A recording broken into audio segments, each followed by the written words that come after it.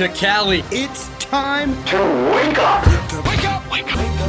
WarChant.com is your ultimate Seminole sports source. And this is Wake Up War Chant, presented by Zaxby's. Now here's WarChant.com's Aslan Hajavandi and Corey Clark.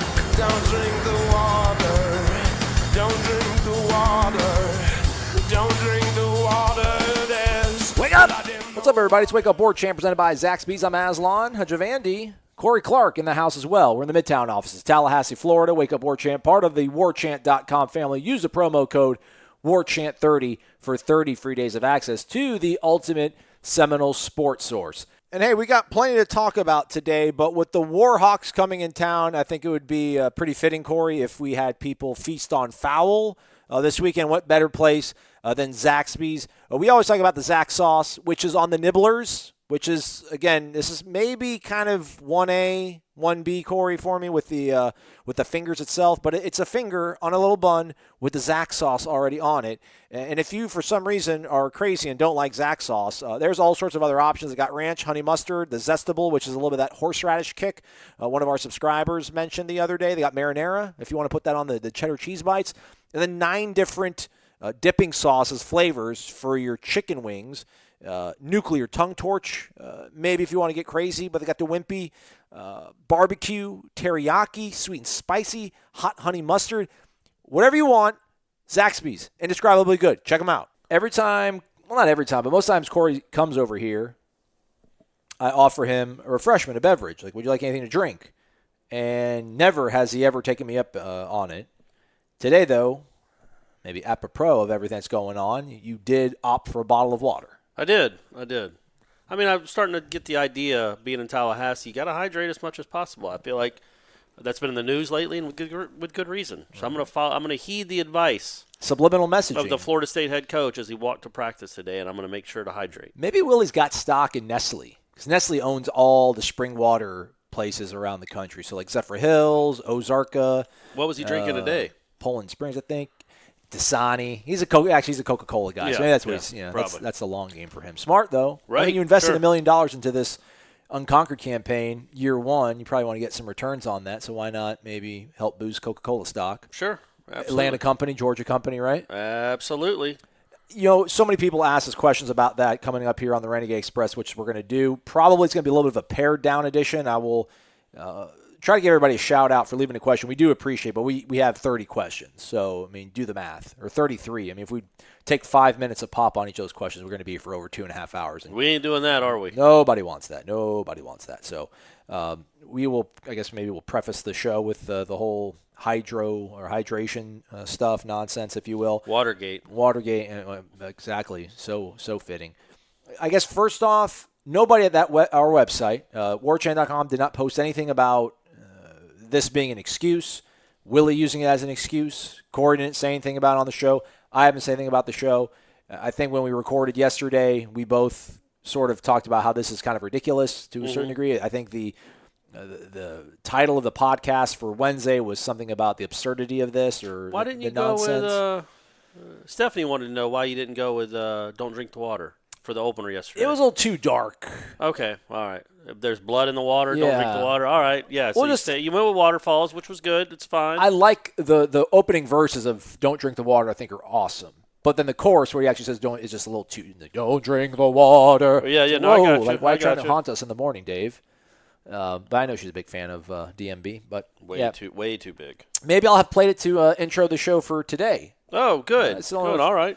Which one I'm going to use, but. Yeah, just to preface everything, neither Corey nor I nor our employer wrote anything critical of Willie on this. We're not your enemy. I know a lot of people want to paint the media as the enemy. Maybe I'll touch on that in a second. But real quick, just to talk about it before we dive into all the questions, it'll be Renegade Express edition of the program brought to you by First Commerce Financial. Let's play a game I call Meatloaf because I'm going to give you 3 adjectives, and you're going to have to pick 2 out of them. 2 of them.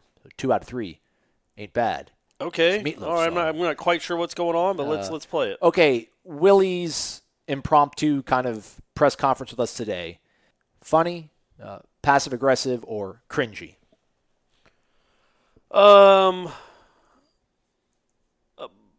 Funny and cringy.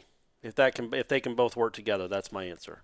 Okay. Part of it was cringy. I thought the continuing to drink from the water was cringy. Stay hydrated as he walked away. Yeah, he was. You could tell he was angry. Oh yeah, very angry. Yeah. But he's not going to go off on 20 people. And so he was trying to display his anger but remain calm. And the water was kind of to me anyway, not to me personally, because again, I didn't write. I literally didn't write a single word about it. Like an extra quarter turn of the. Yeah, just like ratcheted up on us. Just kind of being a smart aleck, which is fine. He's allowed to be. But that to me was a little cringy. That wasn't.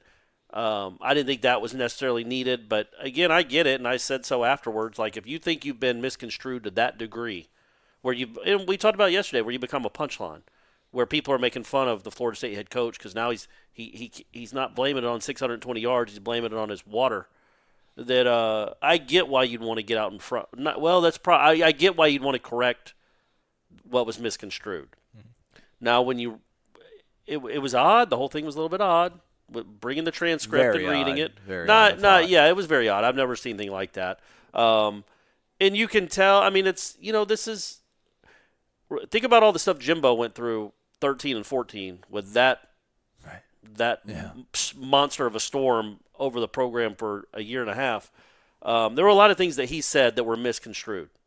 I don't know that he ever went back, and I know he didn't go back and get a transcript of what he said. He would come back and explain what he meant. And I think that's what the best point Willie made was that he was asked a question about the upcoming game being a scorcher. But as he's reading the transcript, you can understand why some people, because he never said Boise, and he makes a point of saying, I never said Boise. But Which, he did as say, a lawyer, is a true sure, fact. But he did say fact. last week. And but right? He's yeah, like, yes. that might have been an issue last week, or we had some problems with it last week, or whatever it was. I can't remember what the transcript exactly read. But he implied a little bit that it might have been a problem last week. And they were going to try to do better. And it can't just be and he said it can't just be up to the players to make sure they're hydrating, which again, if you want to read into it, seems to imply that maybe it had just been up to the players last week. That doesn't mean it's true. And then he again clarified and said, no, I was taking no shots at our medical staff, our nutritionists. They do a great job. But you can also see how people might take it in a certain way. My biggest problem with it, not that anybody asked or cared, is that I have no problem with what he did. Really, I don't. Even the whole transcript thing and the drinking with water and trying to make a joke out of it. Do it Monday night or do it Tuesday. So it's not on the bottom line scroll on ESPN Tuesday night. By Wednesday, it had already it was too late, in my opinion. It was too late. That was something that the Tallahassee Democrat wrote the first story that I just had the quote up. Hold on just one second, because not the quote, the headline. Can I challenge you here, or do you want to pull up the quote? Go. Well, let me read the quote first. Yeah. The headline. Sorry, the headline, which is all anybody reads today. Guilty. Willie Taggart doesn't know if FSU players were sufficiently hydrated for Boise State game. That was the headline. So that when you see that, and that was written, I would say 30 minutes after the show. When it's 2019, we don't wait till the next day's paper to write stories now. It was 2019. It was 30, 45 minutes afterwards. He could have been told right then, hey, this is starting to get some traction. It's making you look like you're blaming hydration problems on the Boise State loss. You might want to come out with a statement tonight to clarify what you meant. That's all. And then it's done with. And I don't know that ESPN ever picks it up. The Democrat changes the story, and it's all ado about nothing. Well, you kind of just answered the challenge I was going to say, which is I'm sure he assumed that this was not going to become a big deal because it was a throwaway question in the middle of how many people watch that call-in show or the talk show? 111, I don't know. Kurt, Ira, because they have to. For Brendan, for work, The quote was, our guys got to hydrate. That can't be on Friday. That can't be on Thursday. They need to start hydrating early in the week and take care of their bodies. We can't leave it up to the players just to do it. We've got to force them to hydrate and take care of themselves. I don't know if we did a good job of that last weekend. Stop. Right? Right. Yeah. So, again, what he's saying is in reference to the Louisiana Monroe game, which is he's saying, look, we've got to hydrate because it's going to be a bare. It's going to be 100 degrees when that game kicks off. And the quote was prefaced on War Chant with, he said the staff needs to make sure the players are drinking plenty of fluids in the days leading up to each contest. Right. And so he wasn't asked, like, hey, what happened in the Boise State game with all the cramping? Well, we got to make sure that we're hydrated. Yeah. He was asked what they have to do to prepare for another hot game against Louis Monroe, and he said that. But then that last sentence, I don't know if we did a good job. Last weekend leaves it up to interpretation. And this is all goofy anyway. This is what, I mean, we just spent like 7 minutes talking about that? Yeah, and it's not, I think it became a story because of him coming out on Wednesday and doing what he did. Everybody obviously had to write about it again. And I'm sure he felt better because he clarified what he meant. But when you read the transcript of the quote, you can understand that, okay, this doesn't completely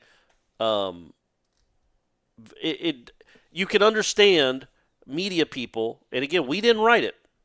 I just read who did, thinking that you're not. I mean, I don't know. You read that, and I don't know that you'd say that he blamed the loss on that.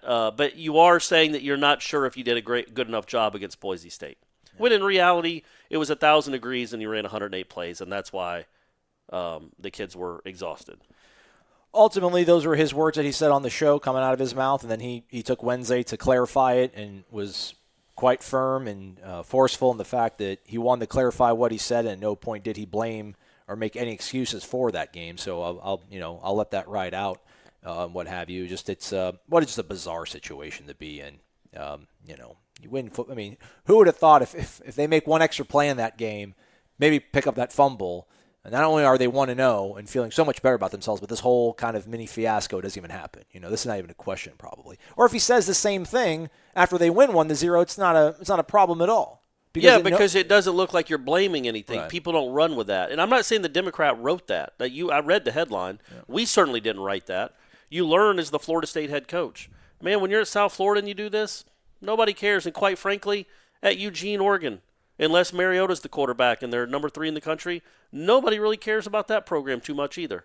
When you're at Florida State, everything you say can explode in 6 seconds. And it did. And it was goofy. It was stupid. It's a non-story. He never once was claiming that they lost because of dehydration. The headline on ESPN was Taggart, dehydration may have been the cause for the loss to Boise. It's like, no, dehydration was never mentioned once. They just got to hydrate better or hydrate leading up to this hot game against Louisiana Monroe. So it's all goofy. What a weird start. We've been waiting 9 months for this season to start. We're 4 days into it. And it's like The Surreal Life. It's an episode of The Surreal Life. Was that a reality show? Right? It was on VH1. Who was that with? All sorts of weird, washed up okay, so it was like, they all lived together. It was yeah. like Gary Busey and Flavor Flav. I think they had Flavor Flav. They had the one of the women who won America's Top Model, and then one of the guys from the Brady Bunch. Oh. And they actually ended up getting married. Oh. Like Christopher Knight, was that the name of one of the? I don't think she was really good looking. Adrian Curry, I think, was her name. Yeah, well, she was a top model. And he was like 20 years older than her. Yeah, good for him. But they got that's divorced. crazy. It's like, man, it's a good run though. I get the allure of dating somebody that's famous. I mean, I'm famous, and you see what happens to me on the street. What you get away with Stephanie. I mean, it's crazy. But, I mean, falling in love with a Brady Bunch, I mean, that was 40 years ago. It ain't like he's in the next Bruce Willis movie. I mean, that guy hadn't been in front of a camera in 20 years. It's like Scott Baio. Scott Baio, even in the 90s and 2000, was just rolling through all of Los Angeles. Yeah. And it's like, what for? Charles in Charge was 20 years ago. Happy Days was 35 years ago. How is he still living off that? You know what you usually need to be a model or famous? A good smile. Let's take a break. Ooh.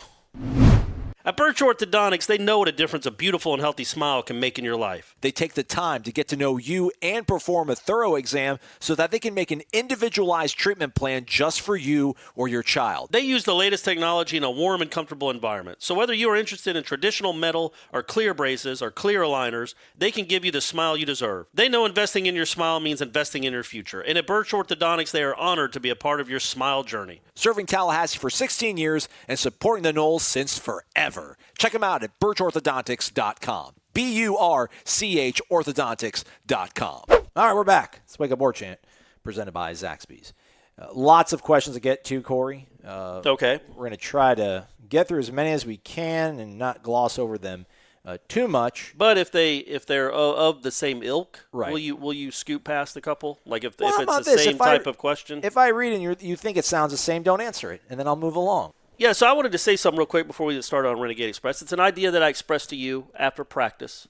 And I consider myself a deep thinker, and I like to change the way people view things. And or try to. Obviously, it never works. But Mickey, obviously that Mickey Andrews practice fields is coming any day now. Yeah. So I make things happen. But it's literally supposed to be 101 degrees when they kick off on Saturday. Yeah. So what will it feel like? 106? Yeah. What will it feel like in the stands? 112, 115 on the field, 115? So I asked you and Ira, why, if you're Florida State, to take care of your fans and your players, and I know TV calls the shots, but this is a safety situation. Why wouldn't you move that game to 7:30? So it's 8 degrees cooler, and by the time the game ends, it's mid-80s or low 80s, as opposed to having these athletes playing, if Florida State's defense can't get off the field, 60 snaps and a half in 105-degree heat. That's a safety concern. No, and it's right. much more of a safety concern than a thundercloud coming over and the potential of lightning. Because I have to imagine, haven't done any research, tell me if I'm wrong, that more people go to the hospital or die from heat stroke or heat exhaustion each year than they do from lightning strikes. But if there's a thundercloud overhead, the whole team goes in the locker room, even though they're wearing all those pads. But if they're 106 degrees, they're just told to play and suck it up, and the fans deal with it if you can. We'll try to give you some water. Why wouldn't you try to push it back to 7:30? You'd do it if a storm was coming. Well, then it's TV, because then they're going to have a whole logjam of games, because I'm sure the Gators are probably playing at home and they're going to deal with it. I saw something about Alabama. Kickoff's going to be in the 90s in Tuscaloosa, and they're talking about how miserable it's going to be. But I guess 101 is different than It's a different deal, man. You're talking about 101 in Tallahassee. Again, I would think that's the field that would be the heat index of 106, 107, and that's unsafe to me. That would be a safety concern for the people in the stands as well, but mainly the kids. Like if you don't want them to get struck by lightning, that's a safety concern. Well, I would think excessive heat like this would be. You would try to oppressive heat. It's a weather concern, just like a storm rolling in. If you say, look, we can't start it right now. There's a huge lightning storm that's coming. We got to delay it for 6:30. People are like, okay, I understand. But for heat, that's never even considered. No, it's valid. I'm with you. I'll march on it with you if you want to assemble something. I'm there. All right, good. Well, we'll march on Mickey Andrews' way down to the stadium. I'll make some signs. All right, let's get to it, folks. It's the First Commerce Financial Renegade Express.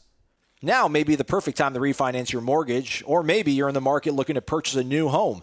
If either is true, First Commerce Financial is a pure mortgage broker who eliminates the junk fees associated with most mortgages. In fact, mention that you heard about them right here on War Chant. They'll also waive the appraisal fee for qualified borrowers. First Commerce Financial's mission, provide transparent mortgage solutions to help you grow your overall net worth. If you, maybe somebody you know, is in the market to buy or refinance, give First Commerce Financial a call at 248-207-2404, or go ahead and visit firstcommercefinancial.com. Licensed in Florida, Michigan, Arizona, and California. I feel like you should go with First Commerce.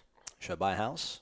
Right, yeah, absolutely. Don't quit throwing your money into rent. Buy a house, let First Commerce do it, and that would be a cool segment of the show, is you going through that process of getting a mortgage and buying a house. Could they give me free money? I want free money, Maybe could they lend me. They'll waive your appraisal fee, I bet. Okay, that's some free money. Yeah, exactly right. We got to see if they win 10 games. It's a lose or leave match, lose or leaves town match. If they win the 10 games, I lose the bet. With the that's board, true. So and you got to leave, sure. We got to wait. All right, primetime 92. Hey guys, after being sunburnt and left feeling like this team does not have the it factor, I want to ask about the one aspect that still lingers for me. All week we talked about how the Heat would favor FSU. It seemed like Boise outlasted us, but it wasn't just because the number of plays, but their guys just seemed to physically whip ours from the beginning. Our guys just seem weak and fragile. This a concern for you guys as well? Also, as I was walking into the stadium, I turned around to hear a familiar voice, and sure enough, it was Corey Clark, his head glowing in the sunlight. Could really lean on you now, brother, as I don't want for last season to happen again. Please tell me everything is going to be all right. Hold me. I hope he said hey to me. I wonder if he did. I wonder who I was talking to. I felt like I walked into the stadium alone, but that's good. That's the thing is when it comes to the Heat, it's not like Boise State got stronger as the game wore on. They just dominated. Their first play was a 19-yard run. Yeah. They had 330 yards in the first half and like 180 yards rushing. Like Florida State's defense was getting pushed around from the jump. The second half was no different than the first half. To his question, though, our guys just seem weak and fragile. I think it was not knowing what to do, which I think is easier to probably fix on the fly than to get stronger. Yeah, and Robert Cooper and Corey Durden and obviously Marvin Wilson, they're not weak. No. Some of the linebackers are small and they don't play physical.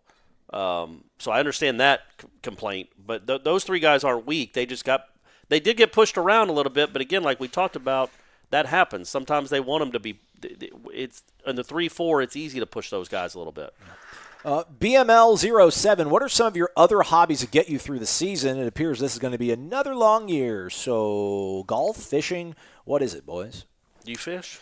No, I had a push button reel when I was a kid, and it lasted for maybe 3 casts, and then I got a knot in my line, and then I stopped fishing for the rest of my life. All right. I do mostly hot yoga. Okay.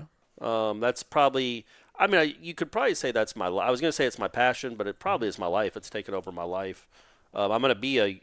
What are they called? Yogis? Yes. I guess I just gave it away. That I don't know what I'm talking about. Way to go. I just said I'm a yogi. I need to get back into doing yoga. It was good for me. I think I was in a much better – I don't know if it was because I wasn't working, so I had no stress in my life, but there was a year where I did yoga at least twice a week, and I was in a really good spot. Yeah, I think it's a spiritual thing and as well as a physical thing, right? That's what I've heard about it. But my main hobbies are spending time with the son, the girlfriend, and watching stuff on Netflix and Hulu and all that. I'm a crossword puzzle guy. I like to play the Jumble every day, the USA Today crossword puzzle, because I can actually finish that one. You don't do the word find? I do word find as well. Oh, really? I do up That's and down. Like what the fourth graders do. That's still good, though. That's good. Helps It keeps the your vision. brain. Yeah, I got just in case I'm pushing to duty, maybe in quarterback one of these days. Help me scan the field. Sure. Up and down words is another one that I like.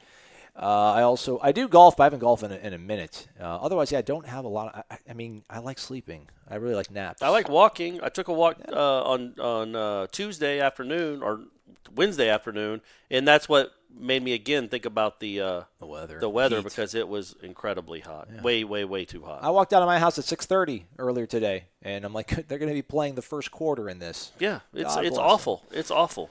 Noltear and K. Jambhikar won. Kadar from New York City. We're gonna lump both these questions in together. Noltear basically sets the table. Discussion on how Barnett must go $1 million a year to get torched by a true freshman quarterback making his first start completely inept. Kadar kind of rolls into that and asking, do you think that Harlan was not let go in the offseason due to monetary constraints? So, that he must go. I'll give him another few games before I say that he must go. Money-wise, I'm sure money had to kind of play a factor into things. I mean, he's making $800. Well, and you had just had to hire new offensive coordinator, 3 new coaches, right? On the one side of the ball, I don't know. I get it now in hindsight after that debacle on Saturday, but after 1 year, you're going to get rid of, and we can't, I guess we can't say he got rid of Walt Bell, but that was certainly not, he wasn't upset with that decision. You get 2 new coordinators after 1 year. It really shows that you missed the mark your first time around hiring people. To Harlan Barnett's defense, he's never coached this before. And we don't know, I assume because he's the head coach, that it was Willie Taggart's decision to go to a 3-4. Harlan and Mark Snyder might have gone to him and say, look, I think we need to do this. I don't know that we've ever gotten the real story on whose idea it was and why they did it. But Harlan Barnett has never coached it, and these players weren't recruited to play it. So it's a bad combination. That said, he gets, after last season, he doesn't get a ton of benefit of the doubt. We know that he knows what he can coach. We know that he can coach. Nick Saban got him into coaching, and he was good at Michigan State. He's been around really good defenses. We know he knows football, but it's just not getting it's not being translated to the players right now at all. Big City Kadar also drops conspiracy. Could this all be in preparation for Jim Leavitt, a 3-4 guy, to become the eventual defensive coordinator once Harlan's buyout is not as expensive? Perhaps, sure. I won't put it past anyone for that to happen. Let's stick with defense. 5 Goldens. What is a reluctance to play the younger linebackers on defense despite having plenty of game evidence that the guys that Jimbo recruited at the position just can't play with any consistency? At this point, how much more evidence do you need to see before you let guys like Jaleel McRae and Amari Gaynor get the majority of the playing time? Can their mistakes be any worse than the current starters who have been making the same mistakes for 20-plus games now? Also kind of wants to know, would you move Hamza back to linebacker? Would love to see Gant, Becker on the field more with 23, Hamza plugging the holes. Your thoughts? Yeah, I mean, I think probably I would move Hamza back. It's again, he's not played it a lot, but I just think he has that trigger. He has that trigger mentality where he goes and tries to find the ball and make plays, and you need some of that closer to the line of scrimmage. I can't remember what the other question was. What was the first part of that question? Playing younger linebackers, McRae, Gaynor. It's easy to say that now. I get it now because we saw what happened on Saturday. But you go into the season, this is a huge game. A huge game. Dontavius has played a ton of snaps. Leonard Warner apparently won that job. Maybe because Kane Doe was hurt. I don't know, but he won that job. Well, no, he was Janaris won his job because Kane Doe was hurt. Yeah, Warner and Gaynor are the guys that compete at the same. So they won that job. So you don't. You want to play your experienced guys that you think give you the best chance to win that game. Maybe not. You can't really concern yourself with October and November and who's going to be the better defender in the long term. You got to try to win that game. And I think they thought, obviously, going in that Dontavius Jackson and those linebacking core gave you the best chance to win that game. They were, I was going to say they were wrong, but who knows if they start McRae, that they don't score 60 points. I mean, I don't think that would have happened at all. You don't know, but we can't. We just don't have any evidence of what that would happen if McRae. I do think McRae should play more. I'll say that. I think he got a sack. He played 3 plays and got a sack. Yeah. Oh, they did release an updated depth chart. We'll talk about that later in the program because there's a question about it. But, yeah, as of now, the depth chart still holds the same at linebacker. So. Sure. But I do think – and I asked Willie about Amari after the Watergate 5-minute session. I asked him about Amari, and he said – I can't remember what he said. It was just kind of more of a, yeah, he's really good. We got to get him on the field. Yeah. Miko 1478 basically saying it seems like Willie and Harlan are trying to force this 3-4 on a bunch of 4-3 guys. He does believe that the guys they are currently recruiting can be multiple, but the starters are still mostly Jimbo guys, and they're 4-3 guys. Also, secondary strengths are man-to-man coverage. You can't go man-to-man all game, but maybe 4-2-5. Hamza would be spy just in case. I'm sure these are things they're exploring. You hope. I can't imagine they're watching that film and going, oh, man, just to play here or there, let's keep with it. Let's stick with it. Let's not change anything. There better be some real changes. I don't want to say drastic, but there need to be some changes that people can see on Saturday, that you're trying to fix this and not just saying, oh, we're going to line up better. But is anybody playing out of position in this 3-4 defense that they would be better suited for in the 4-3? Like, would Dontavius be better as just a solo middle linebacker? I can't imagine that your best defense has would-be at linebacker and not anybody else. I think, and I'm not saying he's not a good football player. I think he can be a really good football player. I don't know if he's an inside linebacker in that role. It just, I don't know that that's taking. He played 89 snaps in that game, so God bless him. He was out there more than anybody. Well, they had faith in him, team. obviously, to be out there that many reps. Did he make a ton of play? He almost picked up a couple fumbles, but other than that, I don't know that he's fit. He's a fit for that. And that doesn't mean he can't be a great football player, but it feels to me that's a square peg in a round hole, and you need to figure out what you need to do with that guy because I think he's a talent, but he's not. I think he's limited in that role. Iowa Knoll 1, which Zaxby's would you recommend? I personally am a Monroe Street guy just because it's close to the Midtown offices. I do want to check out the one in Bradfordville. That one looks to be one of the newer ones. It looks very rustic, but very charming, though. That's a drive, though. It is for me. It is. Yeah. But if you live in Bradfordville, obviously you need to be there after 3 times a week. It's close to the Chauffeur Estate. And obviously you'd want to be on Tennessee Street about 2:15 a.m. on like a Friday or Saturday, and then or a Saturday or Sunday, I guess technically 2:15 a.m. and see what's popping in late night Zaxby's. But yeah, I would recommend 6 of the great locations here in the greater Tallahassee area, and then maybe the one in Mariana. Perhaps if you're north of Tallahassee, check out the one in Thomasville. Or if you're even further north, the one in Douglas, Georgia. Boom. Those are the ones I would recommend. Right. Next question comes from Maxwell Gibbs. A little bit of a story, it looks like. Guys, I'm just going to cut to the chase. Saturday was upsetting. It was draining. It was a long day. My wife and I woke up Saturday morning at 5 a.m., drove over from Jacksonville, then drove back later after the game to catch a 6 a.m. flight back to New York. No. Despite what the scoreboard said, though, I did not take any L's. My beautiful wife, Erica, fell in love with my beloved alma mater, and finally a light turned on for her, and she realized for the first time she understood and loved football. Fantastic. Okay, great. She loved the Champions Club, too, which definitely helped make the experience very special. But enough of the gushy stuff. Time to get down to business. Do you expect LeBourne, Matthews, and Thompson to get more touches going forward? Let's start with that one. I think LeBourne, yeah. Absolutely, I think he is, yeah. I don't know about Matthews. I think Helton. I'm on the Helton train, man. That kid had 2 offensive touches in 64 snaps. One of them was a 58-yard touchdown. The other one was like a 10-yard run. 14-yard run. Yeah. Give that kid the ball. Quit. Don't make us scream like we did last year about Tamori and Terry. Give Keyshawn Helton the ball 8 to 10 times a game at least. I think this is where Kendall and I would probably butt heads on. I'm a Jimbo 2013 guy in terms of wide receiver. I don't like a wide receiver rotation, and I get they have to because of the tempo they go at. But yeah, man, if you think Terry and Warren Thompson are your best outside threats, go Thompson and Terry. Go twin tall dudes on the outside, and then put Helton in the slot. Maybe go 4 wide. But don't you think? And again, Browse is a great offensive mind, but and has proven it over years. But why would Keith Gavin be on the field more than Keyshawn Helton? Yeah, I get that they play different positions. One's out wide, one's a slot. But nothing seems. If you're trying to get your best players the ball, which is what you're paid handsomely to do, make sure you figure out a way to get Keyshawn Helton on the field and get him the ball in space so he can go make plays for you.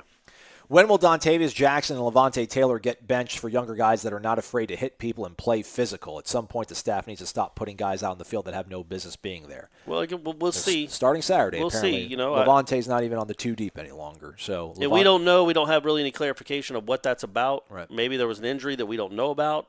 I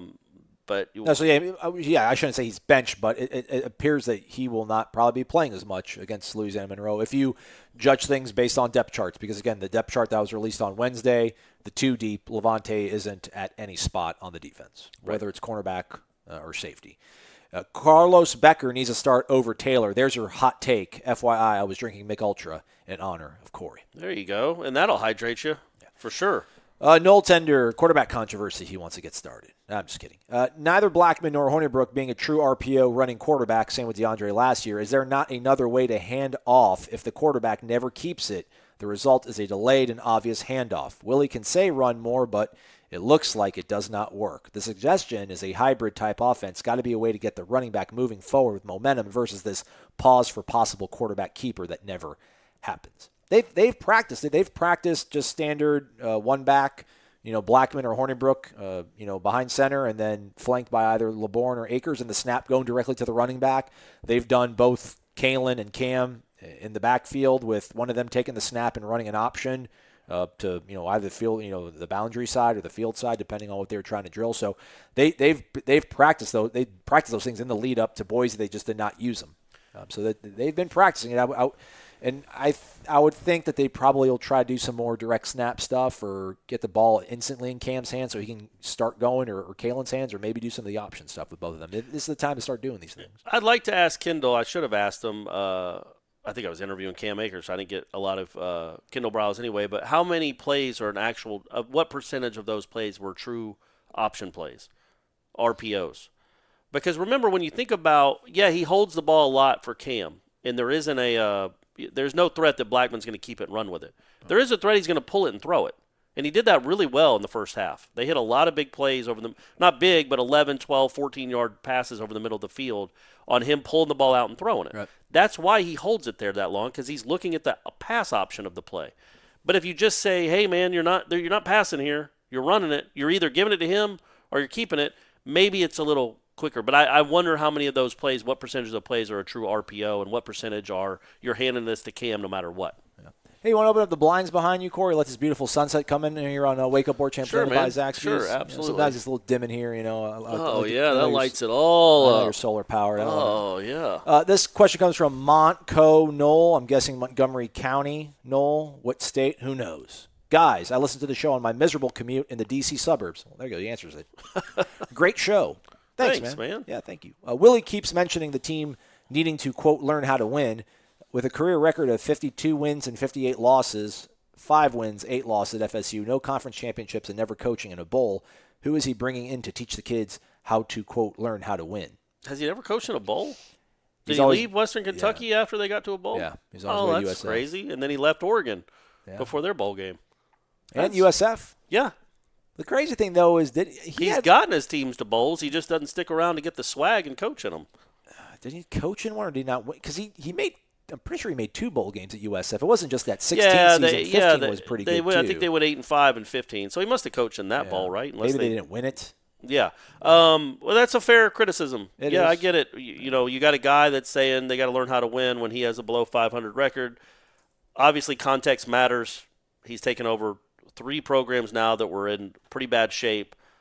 Getting them back to respectability is a big deal, and he has done that. So, we'll see.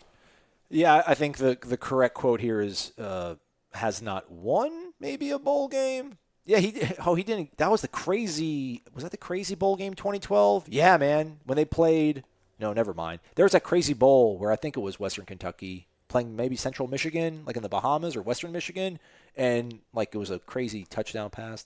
Whatever. Bad story. Yeah, who knows that? Terrible story. Oh, boy. He did coach in the Miami Beach Bowl 2015 when South Florida went 8-5. They did lose that, so I guess you're – Who'd they play? I don't remember my 2015 Miami Beach Western Bowl. Kentucky. Look at that. He played his alma mater. And let him win. Yeah, that was nice. All right, there you go. It's nice. Yeah, for sure. It's valid. Actually, I'm not even going to lie. I literally had that written down on one of my note cards to talk about on the program at some point, but Montconol jumped. He has won, though. Taggart's had a 10-win season. He's had winning seasons. None of these players really have. Enol_2000 morning. Can't believe I'm asking this, but I think it's a fair one. I'll keep it simple. Do either of you think Florida State will crack the top 25 at any point this season? No. The caveat being, if they beat Virginia, they feel good about themselves. Maybe they win those next 2 games and they're at 21. But I don't expect them to beat Virginia. So if they beat Virginia, yeah, sure. But otherwise, no chance. Can I pause real quick to go back to kind of the Hydra Watergate stuff? I do feel, for better or worse, I think this team now is taking us versus the world mentality. I really do. There was a couple things that I kind of witnessed and saw and felt before Willie even came out that day at practice on Wednesday. Some comments, body language from some of the players walking up. I do think they're at a point now where I think they're going to hunker down and rally around themselves. I think they're going to do really well against Louisiana Monroe. We'll see how they play against Virginia, but I do think they're at this sort of intersection or what have you, crossroads of I think it's us versus the world they're adopting, which, I guess some fans like that stuff, but when they consider maybe us being the enemy, the media, which I think is always a ridiculous sort of thing, it's a little bit of an unnerving, uncomfortable thing. But I do think so. And this is one of the Bill Simmons corollaries. Bill Simmons got the Ewing theory. When your star player goes out, some teams actually end up playing better. Then he has the nobody believes in us versus the world kind of thing. A lot of teams end up playing really well when they're in that position. So I do think that that's the sort of chip on the shoulder they're going to play with here for the next few weeks. So we'll see how it plays out. Maybe they'll get him ranked. All right, buddy. Yeah, hope it works. Notepad Rick, morning. What's with allowing players to make comments like, quote, they adjusted to what we did and we never changed, and we did not adjust to what they did, unquote? Anybody say that? Maybe. Maybe after the game. Maybe sounds like criticism of the coaching staff from here. Is there so little accountability that this type of thing is permissible by the head coach? I don't recall them saying anything about, Boise adjusting and we did not. They might have, though. I don't think Blackman did, but maybe Helton did. I wasn't with Helton after the game. I could have sworn maybe a player did, but I could have sworn Kendall said they really didn't do anything different. Or maybe Boise even said they didn't do anything different in the second half, really. I don't know. It's all about execution. It's all about execution. And it's always hard for players that are 19 or 20 years old to admit that they just got beat. It's always got to be some reason that it happened. and they speak in cliches and say they adjusted, we didn't, or if they're asked about conditioning or being prepared, they say we just weren't prepared, or we didn't execute the game plan. Whatever they say, whatever talking points they hear, they bring out because they don't really know the right answer. If they knew these players knew the real answer they lost, the real reason they lost, they'd be getting paid to be coaches. They'd be getting the millions of dollars. No Blood in 93. When do we get to see Alex Hornibrook? And why did Scary Terry drop that trick pass? Oh, he almost caught it. Kind of. He almost caught it off his foot. Yeah. It's a good throw. It was a pretty good throw by Cam. I thought he'd get a little higher, but it was a good throw. It was a cool play. It's good enough. I think we'll see him this week. I don't know if we'll see him be the starter here in the next 3 weeks, 4 weeks. I'm not in a rush to see him. I'm not either at all. I don't think unless he just really gets the. I heard something interesting. You brought up Bill Simmons. I was listening to Steve Nash on his podcast, and he was talking about. I think he was talking about R.J. Barrett actually, because he's a Canadian, and Nash I think has known him since he was a kid. And I want to say he's like his uncle. Yeah, something weird like that. Like they just he's been around him his whole life, and he's like, look, the thing that that separates you, and he was talking about who's the good American soccer player that's like 19. Christian Pulisic? Yeah, he was talking about him, and he was talking about, look, he's really good. He's got all the talent, and he's playing with Chelsea, I guess, or whoever. Mm-hmm. He says the thing that great athletes learn is it's all about what is going on. Oh, boy. More sunlight, man. More sunlight. That? Oh, boy. Sorry. That was a show. Speed of thought. You talk about foot speed. You talk about how great you are, how talented you are. The thing that matters most when you get to the elite level is speed of thought. Yeah. And it's not, and it's another way of saying think quick or making quick reactions, but it's a huge deal with a quarterback. Anticipatory throws. Yeah, but just seeing it. You see things differently, and you see it quicker. Mm-hmm. And that would be the only way, in my opinion, that Alex Hornibrook takes a real meaningful snap if there's a healthy James Blackman, is if in practice he's just showing speed of thought to saying, I see it open right now, and I'm getting it there. Now, it's not going to get there as fast as the 6'4" guy with the cannon, but I'm going to get it there. I have that speed of thought that this offense can thrive on. That's the only way, right? And not to be a jerk, but wouldn't his speed of thought kind of maybe be a little bit, negated by the fact that he doesn't have as much zip on the ball? Well, he's got to, but to even compete, he's got to think about it pretty quick. Yeah. Like if he's waiting as long as possible to see things, he'd be fourth string or he'd be at another school. Like, so he must see it okay to even be in competition for this job if it was in fact close. But no, he's got to. When you don't have an arm, you got to think like that, right? Yeah. Chad Pennington, or you got to be really deadly accurate. Well, it's like Steph Curry to an extent when he gets to the basket. Like you got to he's not going to just dunk over people. Mm-hmm. He's got to be quicker. He's got to play angles. He's got to see the court. He's got to see things differently. So maybe Hornibrook has that in him, but otherwise, yeah. Axe Burka, how big a red flag is Levante saying they thought they were going to, quote, blow them out, unquote, at the half? I just cannot imagine anyone from Alabama, Clemson, Oklahoma ever having that mindset. And to me, speaks to their entitlement, like a, quote, I made it to FSU and do not need to try hard anymore, unquote, kind of mindset. I don't think that – it didn't bother me that much. I thought it was a blowout too. I thought – I'm like, here we go. I'm going to lose my job. They're going to win 10 games. They're awesome. This is crazy how good they're playing right now. I absolutely thought it was a blowout. Not on defense. Well, even that I didn't. They got turnovers, and then that's what I think the recipe is for them. I think the offense is going to go fast, score on big plays, and then they want the defense to get them. They want to be +2 in the turnovers every game, which is not really a sustainable sort of thing because then you're going to be what? That puts you at +24, and then you're probably setting records for. If you're +24, that'd be great. You're going to win some football games. I do think they, or maybe break even, be +1, but at least make capitalize on your turnovers, your points off turnovers, maybe at a higher margin. It didn't bother me. You want to talk about we don't like kids being robots and stuff, and using coach speak and cliches. I thought that was quite candid and honest and kind of ballsy for him to say, and I hope it didn't cost him playing time. I don't think it would. But I think the point of the question is we can appreciate the candor and the honesty, but at the same time, why do you think like that? Why would you, as a Florida State player who's never really won anything, think that with a 12-point lead at half you're going to blow somebody out? Somebody like that. It's not Louisiana Monroe you're playing or Alabama State. Boise State wins games. They come from behind. Why would you ever think that we got them down, we're done, it's too easy, this thing's over. And you're the guy on defense. Maybe for an offensive player, you can say that and get away with it. I would Defense understand probably if, Cam shouldn't, Akers is like, golly, we're going to put up 65 points. Yeah. You're a defensive player that just gave up 300 yards and a half.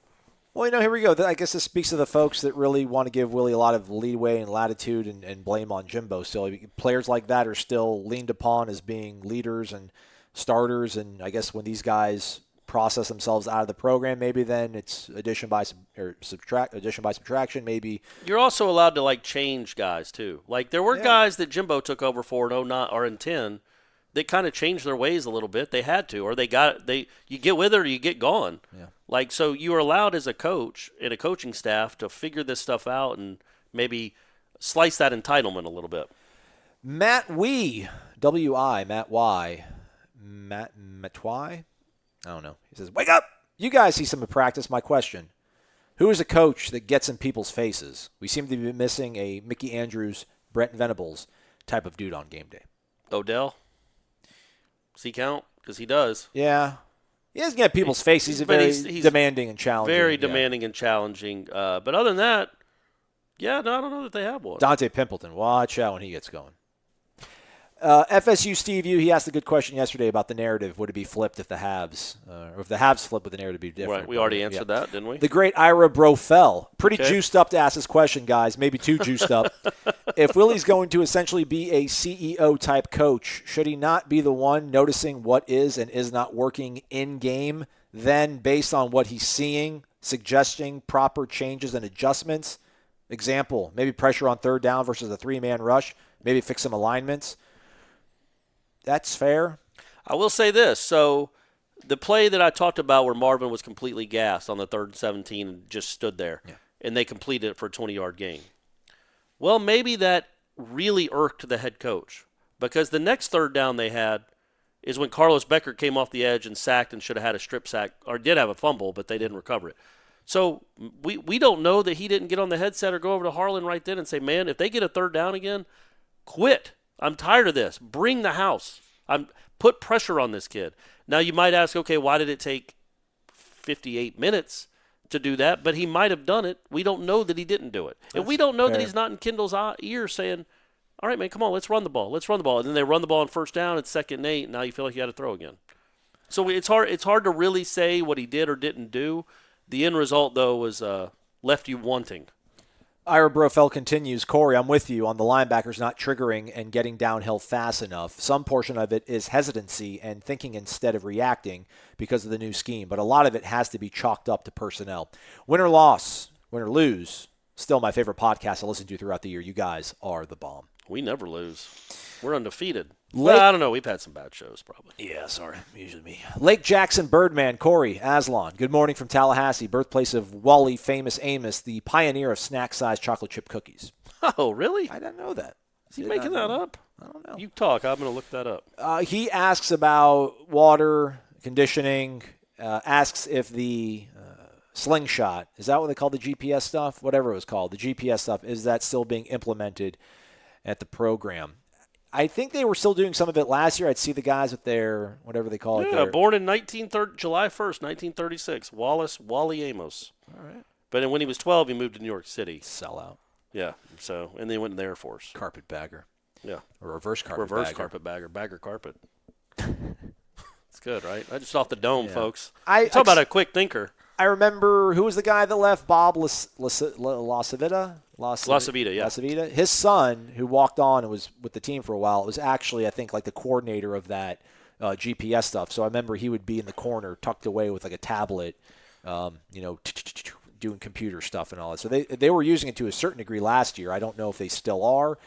I don't think, again, the GPS stuff was cool. I mean, everybody's on it now. I don't think GPS would have helped out in Boise. Again, nobody associated with this website thinks that fatigue is what caused them to lose that game. Well, it might have, but it was fatigue that was understandable because you ran 108 plays in 1,000 degrees. It wasn't. It was self-inflicted fatigue in terms of you couldn't get off the field. It was bad football. Absolutely. It was no hydration issues or medical staff issues. And here's a hint, folks. Saturday, because they're not going to move the game, even though Corey Clark thinks they should. They're going to get really tired and exhausted in that game too. Those are going to be worse conditions than what they played in against Boise. Sabaxley 12-12, fellas, wake up! I've always liked Corey's writing, but man, Corey, that article you wrote after the game Saturday put into perfect words the way I am feeling. Booyah. Who is this? Sabaxley, 1212. Sabaxley 1212. You are the best Sabaxley. It is the best thing I have read from you because it connected with me so well. I so want Willie Taggart to do well. He is a good guy. He loves Florida State, and he is awesome at recruiting, but I am tired of hearing the excuses, the promises to get better, and the pleas to keep supporting the team. Please, Willie, give me a reason to believe and show me something on the field to support and cheer for. I'm tired of believing and then having my heart broken because there is not a reason to believe. Anyways, great show. Thank you for the information and the entertainment. You two, next to Ira Show, fella, are the reasons I subscribe to War Chant. Go Knowles. Thanks, man. Thanks, Sabaxley. You know, 'tis better to have loved and lost than never have loved at all. Yeah, that's right. You said it right, which is true. That's a true axiom. Keep coming back to the well, man. There's reason to believe. Listen, they beat Monroe. They're going to hang 50-something points up. There's no reason to think they can't go into Virginia and do something maybe similar. If they beat Virginia, I said this back in July, I think. You if did, they finished 2-1, no matter what the two were, that would be a big deal for this program. So they still have a chance. I've talked about how I didn't believe this was going to be a big game, but now I do. To reiterate, I want to see how they come out, man. If they come out and play with some fire and play with some execution and step on their throats and keep it on them and actually win a game by 40 points, that will be really, really good to see and would give me a little more hope heading into Virginia. Not a ton of hope, but some hope. Running Knoll, a tale of two halves indeed. Reminded me a little of the Miami game last year. The game absolutely could have been played in Jacksonville. True. Mm-hmm. We are still patiently waiting for Dorian. I think it's probably gone by now, hopefully. Nothing yet. So disappointed we could not host Spears and Cheers at Jacksonville Beach on Friday night, but was gratified to see such a good crowd in Tallahassee. I can see vast improvement from last year, which was good, but was very concerned about the defense playing so passively and about our guys cramping on every play. But they weren't, though, were they? They weren't cramping up. Not every play. Rome was That'd be not 108 cramps. Yeah, Rome was not built in a day, and I am behind our coaches and players 100%. We will be there for ULM unless my house in Point Vedra Beach gets blown away. Love you guys. Thanks for a great show. You always make me laugh. Shout out, Deb. Appreciate it. That was a very nice message. It was. And a very uplifting message because there's a lot of doom and gloom right now, but somebody that still believes and still believes in the coaches and the players. The point to the last question before Deb was that I think most fans aren't like her, though. Most fans are like the previous question was like, give me something to believe in. Well, I'm not going to just blindly do it anymore.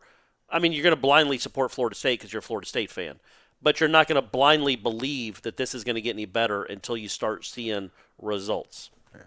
Mr. Clutch _1992, the only thing that is reliable about FSU football is that Wake Up War Chant is going to be there 5 days a week. Count on it, son. Booyah. So how does a guy who has coached several years in the state of Florida forget to hydrate his players? Longest yard voice, will you teach me the football? Between last year's simple mistakes made over and over, I'm starting to think Willie may not be the right hire. I was all for giving him the rest of the year and needing a strong 2020 start, but my mind is wondering. Prove me wrong, guys. Virginia. Come back 2 weeks. We'll talk about it. We'll see. As long as they hydrate. They got, 9 days to hydrate, 9 or 10 days to hydrate before that game.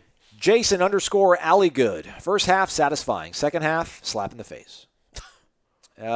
Basically saying this whole unwarranted pride thing, them being caught on camera saying this is easy. Where does this sort of stuff come from? Hey, by the way, real quick, I think that was Levante Taylor that said that. They got on camera saying this is too easy or something. Yeah. People should know there is context to that. He does say that a lot in practice. That is his go-to saying in practice. It's just something he says a lot.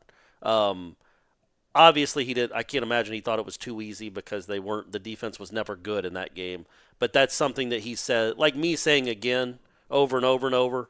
I think Levante Taylor says this is too easy so much that it's just part of what's coming out of it, just verbiage that comes out of his mouth. Like I say man all the time, even when a female or here's my thing. In. You say here's my thing, right? Don't you say that? Do I? I think so. Or this is my thing or something. You say that a lot. What I say a lot is I don't want to say sure idiot, but what the guy did was stupid. Yeah, that's what sure. But and I say again all the time, and Levante Taylor says this is too easy. Yeah. Would you be surprised if Florida sends a whole truckload of Gatorade to Willie and the Knolls real soon? I know I would if I were them. That would be a pretty sweet troll. That would be really funny. Heartland Knoll 27. I will try to be optimistic. We did look better than last year. Not saying much, and we only did for a half, but we still did. Absolutely. Yeah, absolutely, man. Absolutely. We also did in terms of penalties. Very true. These two things, seeing an electric, much improved offense and playing a pretty clean game, I think these alone will lead us to wins, assuming the defense gets better.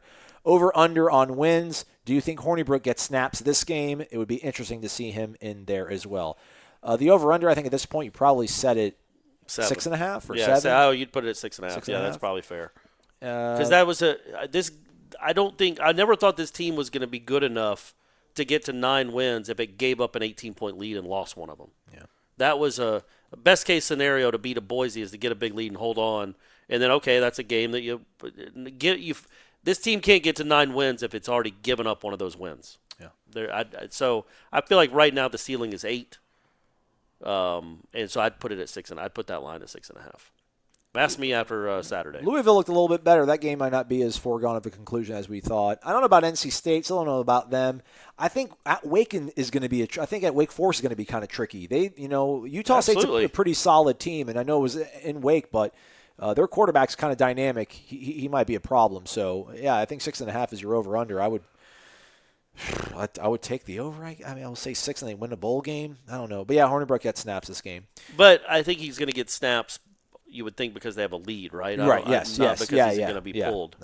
We're almost finished, Corey, believe it or not. Okay, all right. Noel Hollow, why do you guys think we did not pressure the freshman quarterback on 3rd down, allowing him time to find an open receiver? Do you think Harlan will learn from that, keep the pressure dialed up? If he does not, it is going to be a long season.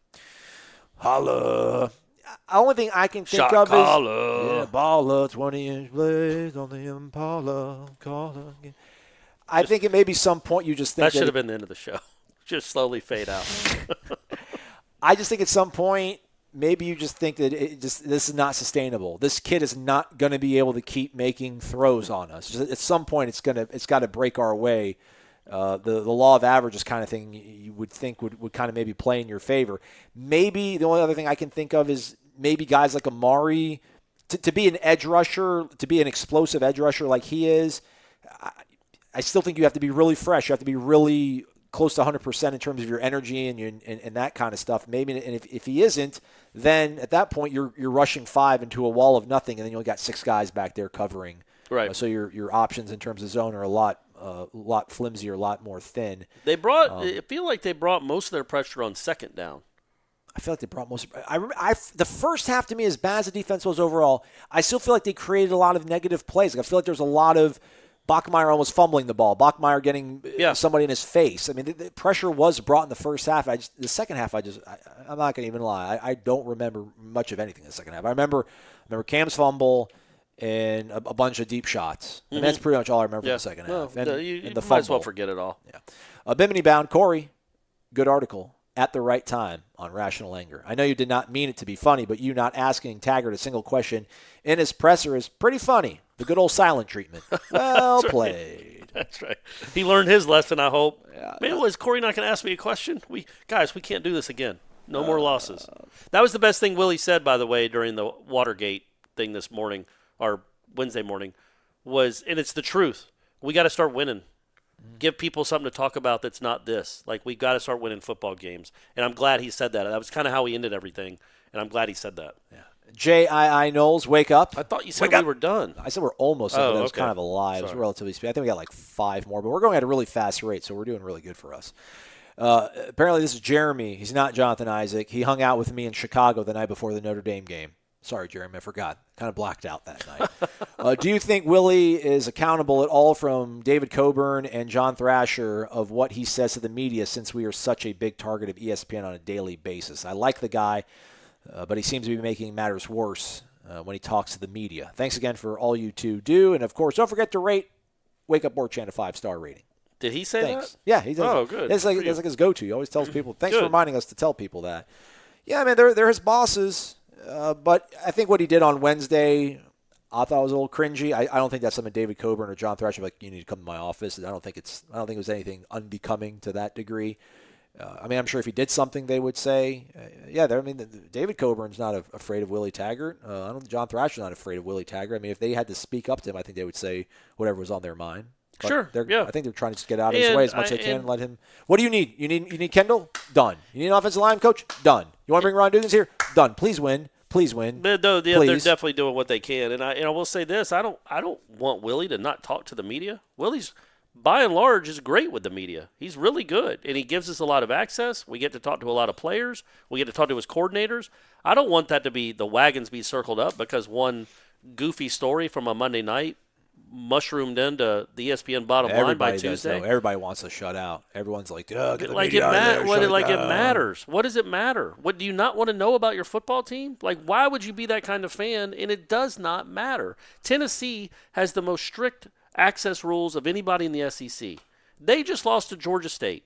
How does that help you?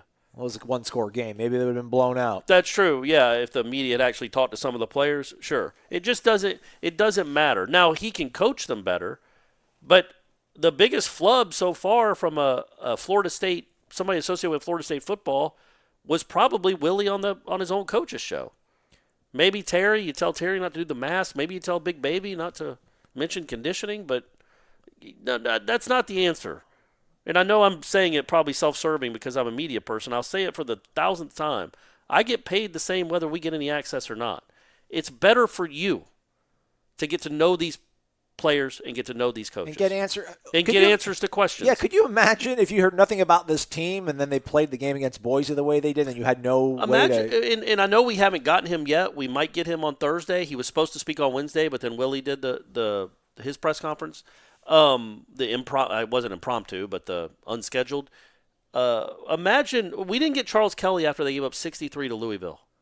Were you happy about that? You didn't want to hear from your defensive coordinator after they gave up 63 to Louisville? Of course you did. Jimbo's not on that side of the ball, so what does he really answer? Another, we got to play better. We got to sign promise notes. Charles Kelly could have at least broken it down a little bit and said what went wrong, and I hope Harlan Barnett does that this week because he answered the questions all last year. Didn't really change anything, but at least he answered them. Big Steve-O 22's got a 4-graph message. The Cliff Notes, though, to not gloss over Big Steve-O. We appreciate you listening to the program. Big Steve-O 22 believes the whole hydration thing is ridiculous. Sure. We agree with that. We agree with that. Believes he's nowhere near as upset as most fans are. Is really encouraged by the way they looked in the first half. When the defense was aggressive, they made plays. Sure, we agree with that yeah. as well. Thusly, he remains confident in this team and staff because I'm an FSU fan, plain and simple. I don't agree with people saying they are tired of Willie giving excuses because, truthfully, they aren't excuses. I think we believe that as well. When you lose a game and you're asked why you lost, you have to try to explain it. I don't know that that's an excuse. As far as this week, I believe we, in good, clean fashion, will win and play a complete game. We'll be fine. Minimize mistakes, force 3 and outs. I think we'll win something like 56-10. People will still not give this team credit because of the opponent. No, I mean, I know. 56-10 cannot look bad against anybody. You have to feel good about 56-10, unless you're maybe 2013 Florida State. Like, why'd you allow 10 points? But we're nowhere near there. No, I think the point is it's not going to matter. It's not going to make a dent. They're still not going to care until the Virginia game. Listen, you're going to feel a lot different going to Virginia if they play like they did against Samford than if they do. Yeah, they win 56-10. It's a big deal for this team to play well, man. I think. Garnett 76. Welcome back. I kind of had a little anxiety about this the other day. There's a lot of folks who used to put questions every single week, and they kind of they ebb and flow. And they kind of go away. And I wonder if they ever. I wonder if they're sick of the negativity. Corey's here to offset the negativity. Everybody. I try. I can't get worked up about the hydration thing, but what about the shoe blowout? Seems like kind of a black eye for Nike. Surely there's a little China conspiracy in there somewhere, right? Sure. Keep the faith. That was the tariffs. Same thing happened to Zion. Yeah, that's what that was before the tariffs, though. So who knows? But yeah, he got it. He came back and made some tackles and forced fumbles, so they got him a shoe that worked. 3 more. Tino. 3 more questions? Yeah. Aslan, remember during camp when you tweeted the video of, I think it was LeBourne and D-Jack going at it in a blitz pickup drill? After it was over, D-Jack got angry, snatched his helmet off, started running his mouth. There was no evidence of a coach stepping in to shut him up. You put that on Twitter. You were surprised by the comments of some people. You and Corey both shrugged it off, and I understand why you did, but that is a perfect example of why this team acts the way it does. Lack of discipline in practice equates to lack of discipline in games. Too many me guys, and that never works, and it's not working now. Too many masks. Too many backpacks, not enough football. Hey, the backpacks are done. It's gone. Quit hating on the backpack. Quit blaming the backpack. That's fair. I guess that's fair. You practice how you play. And there it goes back to the point there's really no in-your-face kind of guy. It's a. Now, Willie will get – remember, that took me back to the Trey Lawson, Jawan Williams dust-up that we saw last summer. Right behind Ollie, Frazier, and Manila. Right. Willie Taggart screamed at Trey Lawson. Number one, he kicked him off the field, and then because he has the thing about them holding hands and walking around the practice field. If you get in a fight at practice, you have to hold each other's hands. Or at least you did last year. So he screamed at Trey Lawson to get off the field, and then made him come back to hold Jawan Williams' hand as they walked. And then I think it was the next day, 2 days later, Trey Lawson's off the team. Yeah. So there can be repercussions for some of this stuff. Now, I don't remember that play necessarily, the Dontavius Kalen play. Yeah.